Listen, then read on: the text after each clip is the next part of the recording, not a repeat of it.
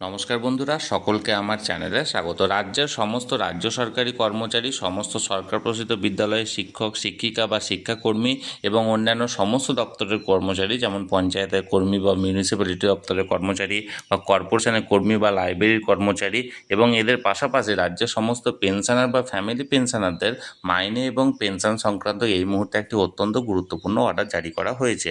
কি সেই অর্ডারে কি কি বলা হয়েছে সকল কিছু আজকের ভিডিওতে বিস্তারিতভাবে আলোচনা করব।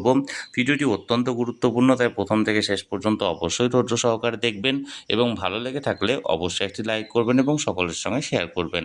আর সেই সাথে এই চ্যানেলে যদি প্রথমবার হয়ে থাকে এই রকমের ইনফরমেটিভ ভিডিও আরও দেখার জন্য যারা এখনও পর্যন্ত চ্যানেলটিকে সাবস্ক্রাইব করেননি তারা অবশ্যই চ্যানেলটিকে সাবস্ক্রাইব করে নিতে ভুলবেন না। তাহলে চলুন আমরা বিস্তারিত জেনে নিই। দেখুন, এই অর্ডারটি মূলত রাজ্যের সমস্ত ধরনের সরকারি কর্মচারী এবং সমস্ত ধরনের পেনশনাররা তাদের জুন মাসের স্যালারি বা পেনশনটি কবে নাগাদ হাতে পেতে চলেছেন সেই সংক্রান্ত।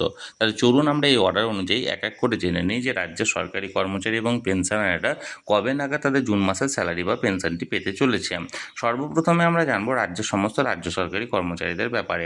রাজ্যের সমস্ত ধরনের রাজ্য সরকারি কর্মচারীরা তাদের জুন মাসের স্যালারিটি তাদের অ্যাকাউন্টে পেতে চলেছেন আগামী 29শে জুন সোমবারের দিন, অর্থাৎ আগামী জুন মাসের শেষের দিনের আগের দিন তাদের অ্যাকাউন্টে ঢুকে যাবে তাদের জুন মাসের স্যালারিটি।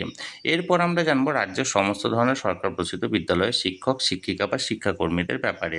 রাজ্যের সমস্ত ধরনের সরকার প্রসূত বিদ্যালয়ের শিক্ষক শিক্ষিকা বা শিক্ষাকর্মীরা তাদের জুন মাসের স্যালারিটি পেতে চলেছে তাদের অ্যাকাউন্টে ঠিক তার পরের দিন, অর্থাৎ 30শে জুন মঙ্গলবারের দিন।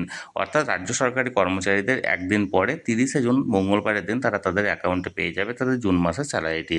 এবার আমরা জানবো রাজ্যের অন্যান্য যে সমস্ত গ্র্যান্টিনের সংস্থার কর্মচারী আছে, যেমন ধরুন পঞ্চায়েতের স্টাফ বা মিউনিসিপ্যালিটি দপ্তরের কর্মচারী বা কর্পোরেশনের কর্মী বা লাইব্রেরি কর্মচারীরা, তারা তাদের জুন মাসের স্যালারিটা পেতে চলেছে তাদের অ্যাকাউন্টে আগামী 30শে জুন মঙ্গলবারের দিন।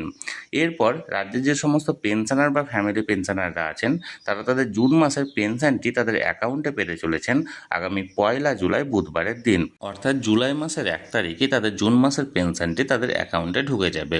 এরপর আমরা জানবো রাজ্যের যে সমস্ত কন্ট্রাকচুয়াল কর্মচারীরা আছেন, অর্থাৎ চুক্তিভিত্তিক কর্মচারী, বিভিন্ন প্যারা টিচার, বিভিন্ন এসএসকে বা এমএসকে বিদ্যালয়ের শিক্ষক শিক্ষিকা, এই সকলের ব্যাপারে।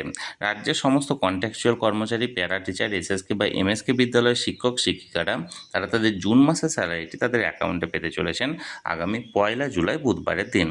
এরপর রাজ্যের যে সমস্ত মানবিক প্রকল্পের উপভোক্তারা আছেন, যেমন ধরুন অন্নপূর্ণা ভাণ্ডার বা যে সমস্ত বার্ধক্য ভাতা বা বিধবা ভাতা যে সমস্ত উপভোক্তারা আছেন, তারা জেলা ওয়াইজ তাদের অ্যাকাউন্টে আগামী 3রা থেকে 8ই জুলাইয়ের মধ্যে নিজেদের অ্যাকাউন্টে ঢুকে যাবে তাদের জুন মাসের টাকাটি। অর্থাৎ এই অর্ডার অনুযায়ী রাজ্যের যে সমস্ত রাজ্য সরকারি কর্মচারীরা তাদের অ্যাকাউন্টে নিজেদের স্যালারিটি পেতে চলেছেন আগামী 29শে জুন সোমবারের দিন, রাজ্যের সমস্ত সরকার পোষিত বিদ্যালয়ের শিক্ষক শিক্ষিকা শিক্ষাকর্মী এবং অন্যান্য সমস্ত গ্র্যান্টিনের সংস্থা কর্মচারীরা ঠিক তার একদিন পরে, অর্থাৎ 30শে জুন মঙ্গলবারের দিন নিজেদের অ্যাকাউন্টে স্যালারিটি পেতে চলেছেন। রাজ্যের সমস্ত পেনশনার বা ফ্যামিলি পেনশনাররা 1 জুলাই বুধবারের দিন তাদের অ্যাকাউন্টে পেনশনটি পেতে চলেছেন। রাজ্যের যে সমস্ত কন্ট্রাকচুয়াল কর্মচারী আছেন, প্যারা টিচার বা এসএসকে বা এমএসকে বিদ্যালয়ের শিক্ষক শিক্ষিকারা আছেন, তারা 1 জুলাই বুধবারের দিন তাদের অ্যাকাউন্টে স্যালারিটি পেতে চলেছেন। এবং রাজ্যের যে সমস্ত মানবিক প্রকল্পের উপভোক্তারা আছেন সেই সমস্ত উপভোক্তারা আগামী 3রা থেকে 8ই জুলাইয়ের মধ্যে তাদের জুন মাসের টাকাটি তাদের অ্যাকাউন্টে পেতে চলেছেন। তাহলে বন্ধুরা, এই যে অর্ডারটি জারি করা হয়েছিল সেই অর্ডারের ব্যাপারে আমি বিস্তারিত আপনাদের সামনে তুলে ধরলাম। এই নিয়ে যদি আপনাদের কোনো প্রশ্ন থাকে অবশ্যই কমেন্ট করুন, আর এই ভিডিওটি ভালো লেগে থাকলে অবশ্যই একটি লাইক করুন এবং সকলের সঙ্গে শেয়ার করুন। আর সেই সাথে চ্যানেলে প্রথমবার হলে অবশ্যই চ্যানেলটিকে সাবস্ক্রাইব করে রাখুন। ধন্যবাদ, দেখা হচ্ছে পরের ভিডিওতে।